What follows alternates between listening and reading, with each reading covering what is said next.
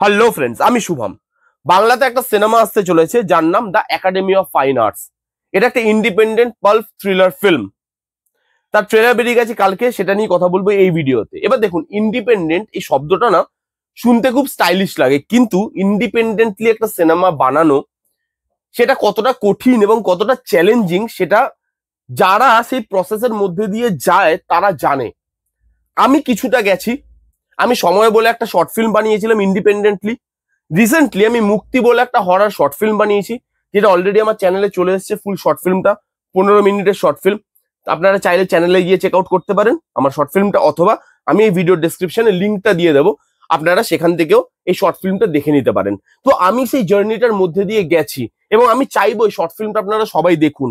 খারাপ লাগুক, ভালো লাগুক, যাই লাগুক, আপনারা কমেন্ট করে জানান যে হ্যাঁ এটা আমাদের খারাপ লাগছে, এটা আমাদের ভালো লাগছে, যাতে আমরা বুঝতে পারি, যাতে ইন ফিউচার আরো বেটার কাজ আপনাদেরকে আমরা দিতে পারি। আপনারা সময় বলে কাজটাকে ভালোবাসা দিয়েছিলেন এবং তারপরে এটা আমাদের দ্বিতীয় কাজ। আমি চাইবো সবাই গিয়ে একবার অন্তত এই কাজটা দেখুন। আমরা খুব কষ্ট করে, খুব পরিশ্রম করে একটা সীমিত জায়গার মধ্যে এই জিনিসটাকে বানানোর চেষ্টা করেছি, একটা ভালো কিছু দেওয়ার চেষ্টা করেছি।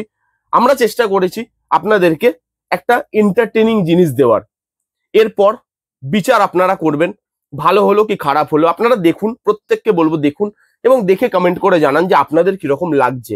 এবং সেই জন্যই আমি বারবার বলছি যে ইন্ডিপেন্ডেন্ট কাজ বলাটা যতটা ইজি, করাটা ততটাই কঠিন। সেটা আপনি ফুল ফ্লেজেড সিনেমা বানান অথবা শর্ট ফিল্ম বানান, আপনাকে যে স্ট্রাগলের মধ্যে দিয়ে যেটা হয় সেই সেটা কিন্তু খুব টাফ। এই যে ট্রেলারটা বেরিয়েছে, ট্রেলারটা অসাধারণ হয়েছে। এরকম ধরনের সিনেমা বাংলাতে হওয়া দরকার। এই ট্রেলারটার মধ্যে অনেকগুলো পজিটিভ দিক আছে, কিন্তু একটা জিনিস আবার আমাকে একটু ভাবাচ্ছেও। সেটা কি, সেটা আমি পরবর্তীকালে আসছি। তার আগে গল্পটা বলি। কিছু ক্রিমিনাল আছে যাদেরকে একটা কাজ দেওয়া হয় যে তোমরা একটা মদের বোতল আমাকে এনে দেবে যার দাম 20 কোটি টাকা। প্রথমে তো তারা সবাই শকড যে ভাই একটা মদের বোতলের দাম এত কি করে হতে পারে, চলো এই টাস্কটা দিয়েছি আমরা পূরণ করবো। এবং ওটা পূরণ করতে গিয়ে কি করে একে অপরের এগেনস্টে চলে যাচ্ছে, কি করে একে অপরের শত্রু হয়ে যাচ্ছে, এবং তারপরে শেষ অব্দি কে এই টাস্কটাকে কমপ্লিট করতে পারে সাকসেসফুলি, সেটা নিয়ে এই গোটা সিনেমাটা হতে চলেছে। এবার আপনি দেখবেন এরকম ধরনের সিনেমা বাংলাতে হয় না, বিদেশে হয়। কুইন্টন ট্যারান্টিনোর মতো ফিল্ম মেকার যারা এরকম ধরনের সিনেমা বানায় এবং খুব সাকসেসফুলি বানায়, যেগুলো দেখে আপনি হা করে বসে থাকেন যে ভাই পাল্প সিনেমা এরকম হতে পারে। বাংলাতে এরকম একটা চেষ্টা হচ্ছে এবং সেই চেষ্টাটাকে সাধুবাদ জানানো উচিত। এবার যদি এই ট্রেলারটার মধ্যে আসি, কি কি ভালো লাগলো। প্রথমত এই ট্রেলারের এডিটটা সাংঘাতিক ক্রিস্প। আপনার দেখে মনে হবে গল্প হয়তো অনেক কিছু রিভিল করে দিয়েছে, কিন্তু না, এর ভেতরেও অনেক কিছু গল্প আছে। জাস্ট অ্যাকশন দিয়ে, ভায়োলেন্স দিয়ে, অ্যাডাল্ট্রি দিয়ে এই ট্রেলারটাকে কাটা হয়েছে, মিউজিক দিয়ে, বিজিএম দিয়ে ট্রেলারটাকে কাটা হয়েছে। গল্প খুব একটা বেশি রিভিল করা হয়নি। ট্রেলারটা খুব যে ছোট তা নয়, কিন্তু গল্প রিভিল করছে না। যেভাবে বিট বাই বিট কাটে, যে মাংস কাটছে আর ওইখানে বিটের আওয়াজ, তারপরে যেই গান দিয়ে ট্রেলারটা শুরু হয়, ওই যে জায়গাটা, লাস্টে যেই গানটা দিয়ে শেষ হয়, চুরি ছাড়া কাজ নেই, ওই যে জায়গাটা এত সুন্দর, এত ভালোভাবে ট্রেলারটা এডিট করা, এত ক্রিস্প করা, সাউন্ডের এত ভালো ব্যবহার, এত কাটস আছে ট্রেলারটার মধ্যে। বিট বাই বিট যেভাবে ডেটটা আসে, যেভাবে রিলিজ ডেট, যেভাবে 20 কোটি টাকাটা আসে, সেখানে যেভাবে বিট বাই বিট জিনিসগুলোকে আনা হয়েছে বিজিএমটাকে সাপোর্টে রেখে, সেটা এত সুন্দর, সেটা ভালো লাগে। এখানে অ্যাডাল্ট্রি আছে, রনেস আছে, এবং যে জিনিসটা এরকম ধরনের সাবজেক্টে দরকার হয়, যে অ্যাডাল্ট্রিটা দেখানো হচ্ছে, নিউডিটি আছে, অ্যাডাল্ট্রি আছে, স্ল্যাংস আছে। স্ল্যাংস হয়তো বাংলাতে প্রথমবার ইউজ হচ্ছে না, এর আগেও স্ল্যাংস ইউজ হয়েছে, সাকসেসফুলি ইউজ হয়েছে।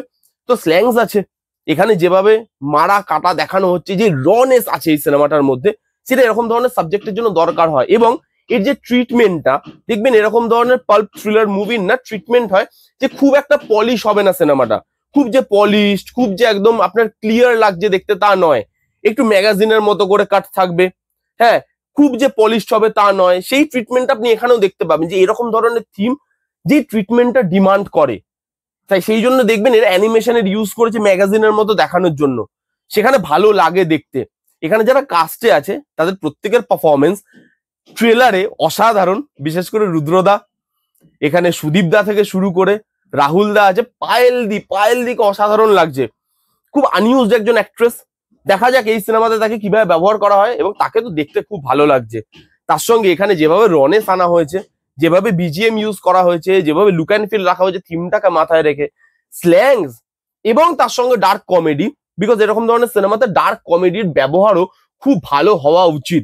একটা জায়গায় যেখানে আছে যে প্রথমে যখন বলবে যে ভাই এটা আনতে হবে, এটার দাম 20 কোটি টাকা, রুদ্রদা গাড়িতে বসে সোরের বাচ্চা এত দাম, একটা মদের বোতলের এত দাম, এই যে জায়গাটা, সেই জায়গাগুলো ভালো লাগে দেখতে, সেখানে ডার্ক কমেডি বা ডার্ক হিউমারটা ওয়ার্ক করে, সেখানে আমার বেশ ভালো লেগেছে ট্রেলারটা। এবং আমি যেটা বলছিলাম যে একটা চিন্তার বিষয় মাথায় থেকে যাচ্ছে, সেটা হচ্ছে বাংলার অডিয়েন্স কতটাই সিনেমাটাকে কনজিউম করতে পারবে, কারণ এরকম ধরনের সিনেমা বাংলাদেশ সচরাচর হয় না, এবং বাংলার অডিয়েন্সরা এত র জিনিস দেখে বাংলা সিনেমাতে তারা খুব একটা হ্যাবিচুয়েটেড নয়, যেরকম নিউডিটি থাকবে, এরকম অ্যাডাল্ট্রি থাকবে, এরকম ধরনের র থাকবে, মানে মার কাট, এত ব্লাড শেড, এত স্ল্যাংস, এই জিনিসগুলো বাংলার অডিয়েন্স কিভাবে নেবে সেটা কিন্তু একটা প্রশ্ন থেকেই যায়।